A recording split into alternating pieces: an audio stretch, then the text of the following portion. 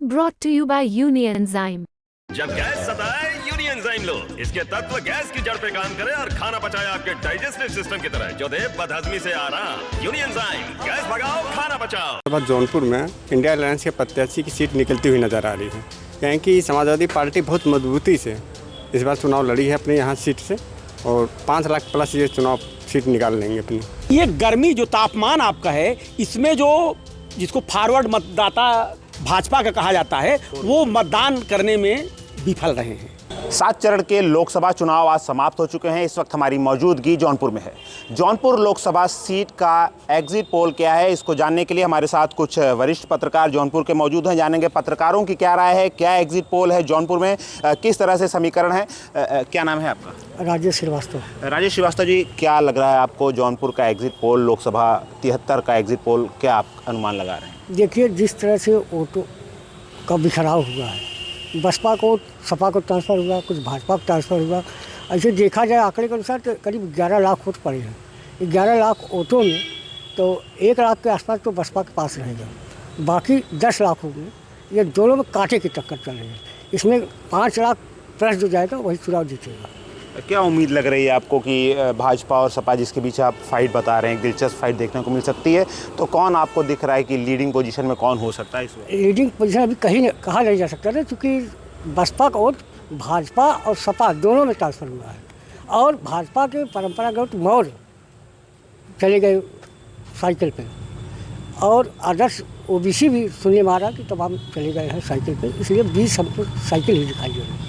तो जो 2014 के बाद जो कोर वोटर्स माने जा रहे थे भारतीय जनता पार्टी के, उसमें बिखराव देखने को मिला है, वो सभी जो है समाजवादी पार्टी की तरफ शिफ्ट हुए हैं। 2019 में भी इस सीट पर भाजपा को हार का सामना करना पड़ा था, तो कितना अंतर देख रहे हैं उस 2019 के चुनाव में और 24 के चुनाव में, और भाजपा की स्थिति को, समाजवादी पार्टी की स्थिति को यहाँ पर? देखिए, 2019 सपा बसपा मिल के लड़ी थी चुनाव, तो केवल सपा और बसपा का वोट उनके पास था, तो करीब 80,000 वोटों का अंतर से जीती थी बसपा प्रत्याशी जीता था। इस बार ऐसा नहीं है, करीब माना जाता है कि 1,75,000 करीब बसपा का वोट था, तो उसमें कम हुआ, ये बीजेपी प्लस दिख रही थी। लेकिन चुनाव के एक दिन पहले जो बसपा के अंदर आया लोकतंत्र बचाओ, संविधान बचाओ, इस तरह उनके ऊपर हावी हुआ बसपा के मतदाताओं पे, को ऑटोमेटिक ट्रांसफ़र होने लगे। ये बड़ा आश्चर्यजनक था कि कैसे रातों रात ये पलट गया। इसलिए बसपा के अधिकांश वोट सपा को ट्रांसफ़र हुए हैं, भाजपा की तरफ भी आए हैं और राशन और शासन के मुद्दे पे। लेकिन अभी भी कुल मिला के देखा जाए तो बिखराव हुआ। जो 19 में भाजपा के पास वोटर थे, वो कहीं कहीं यहाँ ट्रांसफ़र हुए हैं सपा के साथ।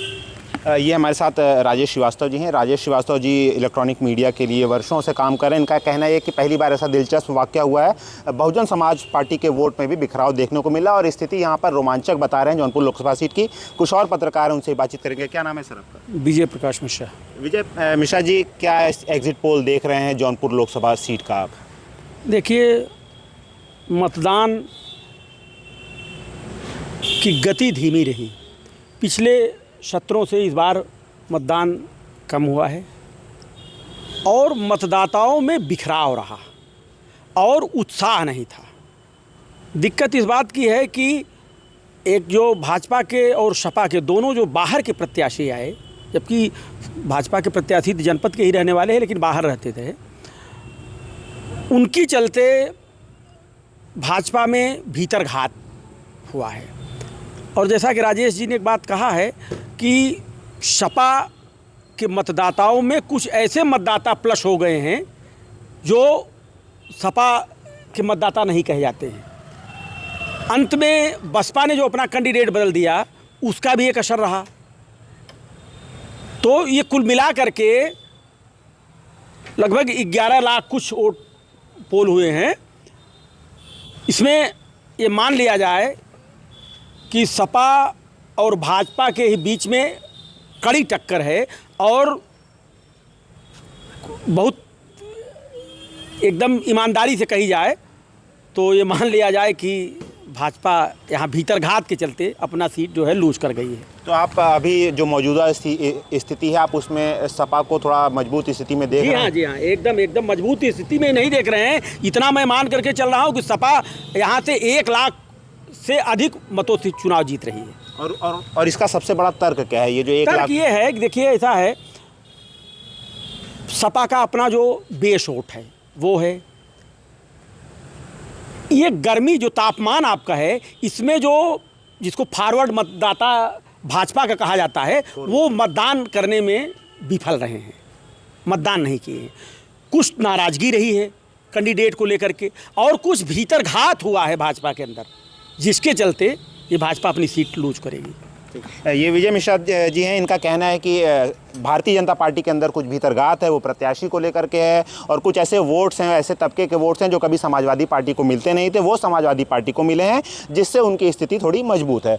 कुछ और पत्रकार हैं, क्या नाम है आपका? मेरा नाम सुधाकर शुक्ला है। सुधाकर शुक्ला जी, क्या एग्जिट पोल है पत्रकारों का लोकसभा सदर को लेकर के? लोकसभा 73 का स्थिति जहाँ तक मेरा आकलन है कि यहाँ भाजपा और सपा में नेट टू नेट फाइट दिखाई दे रही है, और जिसमें हमें सपा 20 दिखाई दे रही है। सपा संभवतः यहाँ पर वो आगे निकलती हुई दिखाई दे रही है। और क्या कारण मान रहे हैं इसके पीछे का कि जो सपा एक लीड ले रही है भाजपा से, जैसा आपका कहना, तो इसके पीछे कारण क्या दिख रहा है? इसके पीछे कई तर्क हैं, कई कारण हैं। जैसे समाजवादी पार्टी को मैंने इस बार देखा कि वो बड़े कायदे से जो चीज़ बीजेपी करती थी वही इस बार समाजवादी पार्टी ने बड़े ढंग से चुनाव लड़ा है। और भाजपा से चूँकि 14 और 19 में उन्होंने बहुत सारे आश्वासन दिए थे, उस आश्वासन पर खरे नहीं उतरे, और जिसमें कि नाराज़ वोट, चाहे वो ओबीसी के अदर बैकवर्ड्स हों, चाहे एससी के हों, संविधान खतरे में पड़ गया है बचाने की स्थिति में, इसलिए ओबीसी, अदर बैकवर्ड और एससी के वोट समाजवादी को ट्रांसफ़र हो गए हैं। तो इस स्थिति में समाजवादी पार्टी को वोट ज़्यादा मिले हैं, इसलिए मैं बता रहा हूं कि सपा 20 है। क्या कहीं ये पहलू भी तो नहीं कि बहुजन समाज पार्टी जिस तरीके से चुनाव लड़ती थी उतनी सक्रियता नहीं दिखाई दी, या उनके जो प्रत्याशी थे उनकी इन्वॉल्वमेंट इस कदर नहीं थी? क्या इसका भी कहीं ना कहीं कुछ फ़ायदा आपको देखने को मिला, या नुकसान किसी दल को इससे हुआ हो? नहीं, बसपा का भी एक फैक्टर है। बसपा इस बार चुनाव से बाहर है। जिस तरह से बसपा बहुजन समाज पार्टी यहाँ पहले कैंडिडेट बदल दी है, और उसके बाद उससे मतदाता उसके रुझान कम हुआ है, और सक्रियता से बसपा ने चुनाव नहीं लड़ा है, और रातों रात उसके जो वो मतदाता थे वो इधर उधर छटक गए। नंबर 1 पर वो समाजवादी पार्टी में गए, और नंबर 2 पे जो राशन और शासन भारतीय जनता पार्टी की तरफ बसपा का वोटर चले गए, इसलिए बसपा यहाँ पर चुनाव में नहीं है और उन दोनों पार्टियों में बढ़ गया है। ये सुधाकर जी थे, इनका तर्क है कि जो वोट्स के बिखराव हुए हैं उनका भी फ़ायदा समाजवादी पार्टी को मिला है, और इसी वजह से स्थिति समाजवादी पार्टी की जौनपुर से मजबूत नज़र आ रही है। क्या नाम है आपका? ब्रजेश मिश्रा। ब्रजेश मिश्रा जी, किस तरह का एग्जिट पोल देख रहे हैं जौनपुर लोकसभा 73 का? देखिए, यहाँ भाजपा और सपा का बहुत कांटे की टक्कर है। मुझे जहाँ तक लगता है कि यहाँ हार जीत का जो अंतर होगा बहुत मामूली अंतर होगा, 10,000, 20,000, 5,000 जो भी रहे, चूँकि पिछली बार सपा और बसपा दोनों मिलकर चुनाव लड़े थे और 80,000 की लीड करीब ली थी बसपा ने, चूँकि यहाँ बसपा को सीट मिली थी।